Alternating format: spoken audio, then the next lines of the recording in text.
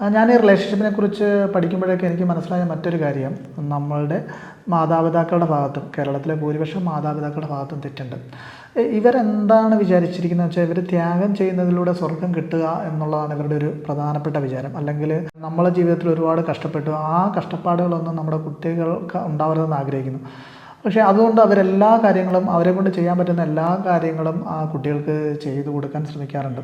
നിങ്ങൾക്കില്ലായ്മകളും നിങ്ങൾക്ക് കഷ്ടപ്പാടും ഉള്ളതുകൊണ്ടാണ് നിങ്ങൾ ഇന്നത്തെ നിങ്ങളായിരിക്കുന്നത്. സോ അവർക്ക് എല്ലാ കാര്യങ്ങളും ചെയ്തു കൊടുക്കേണ്ട കാര്യമില്ല എന്നുള്ളതാണ് എൻ്റെ ഒരു അഭിപ്രായം. കാരണം അവരും ഈ കഷ്ടപ്പാടുകളിലൂടെ ഈ വേദനയിലൂടെയൊക്കെ കടന്നു വന്നാൽ മാത്രമേ അവർക്ക് വിജയിക്കണമെന്നുള്ള അർജം ഉണ്ടാകത്തുള്ളൂ, അല്ലെങ്കിൽ അവർക്ക് സാമ്രാജ്യം കെട്ടിപ്പിടിക്കണമെന്നുള്ള ഒരു അർജം ഉണ്ടാകത്തുള്ളൂ. അങ്ങനെ മാത്രമേ അവർ വളരത്തുള്ളൂ.